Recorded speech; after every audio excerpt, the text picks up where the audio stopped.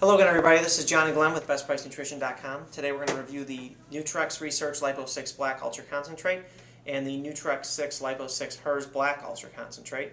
If you've seen our videos in the past, we've covered the Nutrex Lipo-6 in the various versions. This is the newest version that's come out. If you've seen our other videos too, we've talked about when products need to be gender specific and doing the video bodybuilding supplements for women. Oftentimes you'll see like proteins and things like that are marketed towards women when really it's not necessary to market protein powder to women.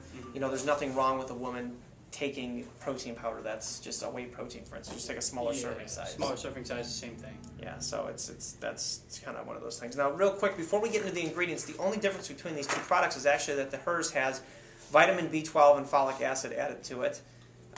And the ultra concentrated fat strength complex is 277.1 in the regular version and 270.6 in the female, so it's like a 7 milligram difference. So it's pretty much the same product. So again, that's one of those things where it's marketing to sell it to a female, and it's just not necessary. Exactly. The amount of the vitamins that's inside here it's a very small amount that most times we recommend a multivitamin. You're going to be getting that in the multivitamin anyway. Even your foods and stuff, you come across that. So, well, let's go ahead and run through the ingredients real quick.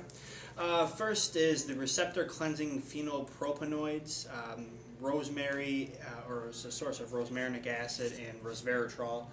And then you have receptor reprogramming monoterpenes and triterpenes, which is a blend of 4 different essential oils.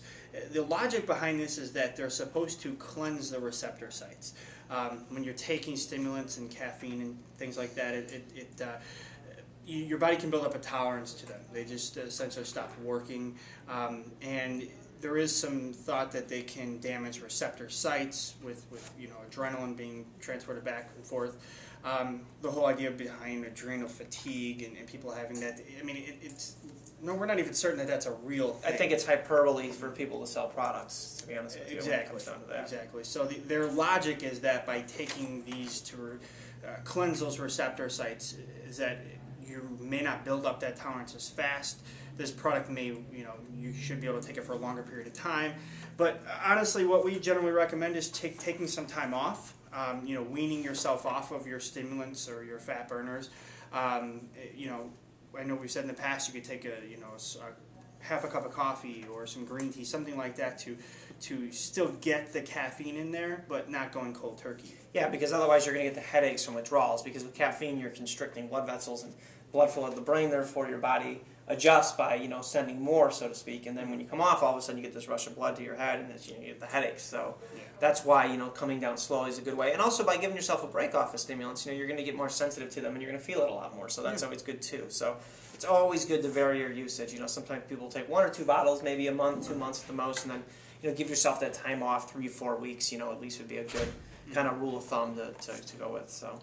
Yeah, definitely. And then you've got now the ultra-concentrated fat-destroying complex. So here's the fat-burning or metabolism-boosting portion. And that's the 7 milligram difference that we were talking about in the HERS. It's a little bit less. First is just caffeine. Next ingredients is methylhexenamine. That's another word for geranium or 1,3-dimethylamylamine. There's so many different ways to write it, but it's all the same thing. That's sort of the hot ingredient now in the market. It's very good for mental focus, energy, boosting your energy levels. It is something that you could take it, get a good boost for a couple hours, and you do come down from. And then you've got your synephrine, or they call it Advantra Z citrus aurantium. It's standardized for 60% synephrine. Synephrine is generally seen and known as ephedrine's cousin. But not to be confused. Yeah, not to be confused with ephedrine. They are different. They're different ingredients. And then you've got yohimbine HCl and 3,5-diodo-L-thyronine. Last ingredient is it's a thyroid hormone precursor. I believe it's T2. I think there's 2 different ones, 3,3 and 3,5. This one has a 3,5 inside of it. So that's the fat burning or metabolism boosting portion of it. Or the main portion of it is the caffeine that's inside there, and the methylhexenamine or the geranium oil. So they're giving you these stimulants, and the idea behind it is they're cleansing the receptor sites at the same time. I just think it's a good fat burner overall based on the ingredients. I mean, you see these ingredients in other products. I don't know that you need the receptor cleansing. We don't know how effective that is because there's not really a ton of research. There's a little bit that suggests it's possible, but then when you're on top of it still taking stimulants, like we said, the best way is just to give yourself a break from time to time and just lower your dosage on that time down, That's really going to be the best way to cleanse your receptors, if we want to call it that. It's really just give yourself some time off, and then when you go back onto that product, you can get that initial shock that you had last time, or when you first started taking these. You'll get the big boost of energy. A lot of times with fat burners or metabolism boosters, you want to feel something, and these products are meant to give you a feeling.